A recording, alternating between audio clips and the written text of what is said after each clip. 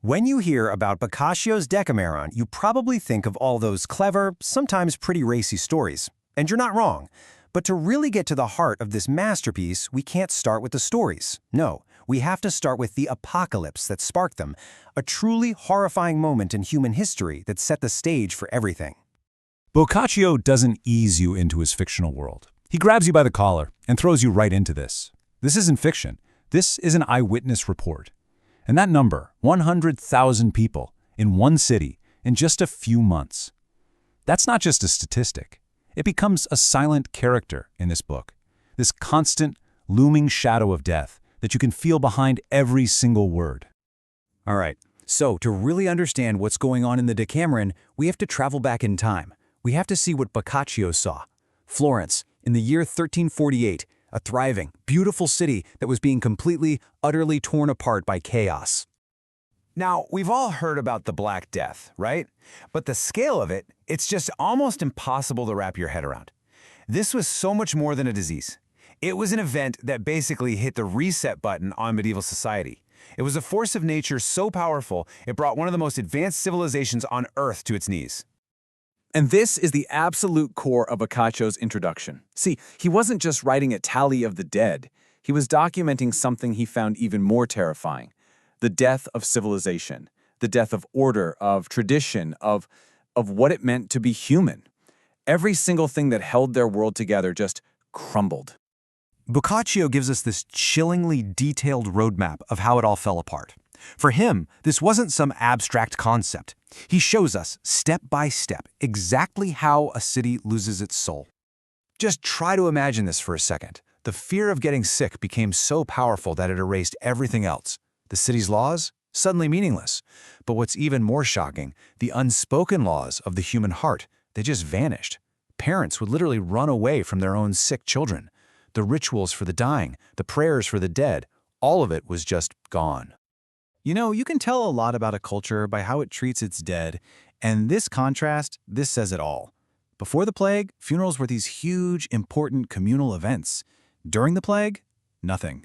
People's bodies were just disposed of, like trash. No ceremony, no one to mourn them, no dignity. I mean, that description from Boccaccio is just unforgettable. It gives you this image of a world so completely overwhelmed by death that the living literally couldn't afford to be decent to the dead anymore. There were just too many bodies.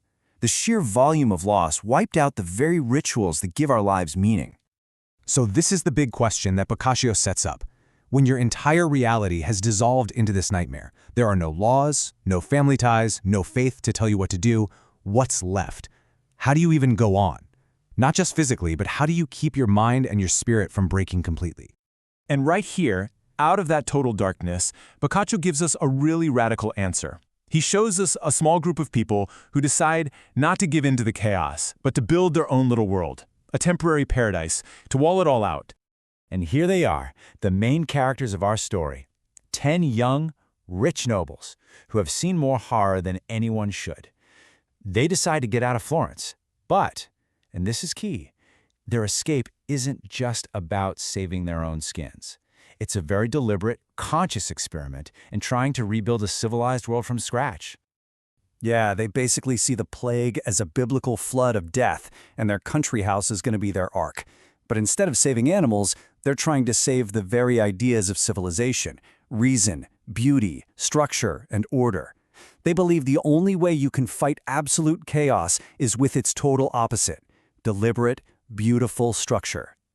So how in the world do you build a new society from nothing? Well, for these characters, the answer came down to rules, rituals, and, most importantly, telling stories. Their system is brilliant. The government of Florence has collapsed? Fine. They'll just elect a new king or queen every single day. All the old social rules are gone? No problem. They'll create a new, super strict daily schedule.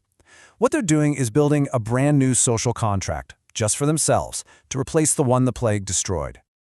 And just look at how organized this was. This wasn't just a party. This was a highly structured psychological defense. A new leader, a new purpose, a new theme every single day. This routine became their shield, their way of forcing a rational, predictable pattern onto a world that had gone completely insane. And this, right here, is the most crucial part. The stories they decide to tell are a direct rebellion against the world they just escaped. While Florence is being consumed by death and decay, their stories are all about life, cleverness, love, the whole messy, wonderful, complicated business of being human. This is where we get to the really profound genius of Boccaccio's work. What he's arguing is that storytelling isn't just entertainment, it's not just a way to pass the time. He's saying that in the face of total despair, telling stories is a basic tool for survival. I mean, the contrast couldn't be more clear. Outside the walls of their garden, the most fundamental human bonds, family, love, loyalty, were being completely shredded by fear. But inside their little haven, what are they talking about? They're telling stories that are all about those connections, about cleverness, about love, about human nature. They are literally using fiction to remember how to be human in a world that was making everyone forget. So, just another quick reminder of the reality they ran from. A world with no laws, no faith, a complete moral and spiritual vacuum. And how do they respond to that? They create their own laws. Their stories become a kind of laboratory for morality. They debate luck and intelligence and what it means to be a good person. They're using stories to rebuild a moral universe, just for themselves. So, when you boil it all down, that's the true power of the Decameron. Boccaccio is showing us that these 10 young people weren't just killing time. They were performing a radical act of survival.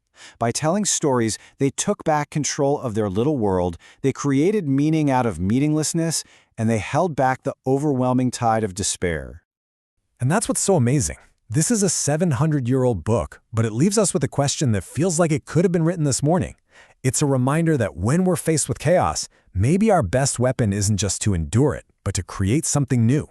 That defiant act of telling a story, of building a different world with our words, well, maybe that's the most human way to survive there is.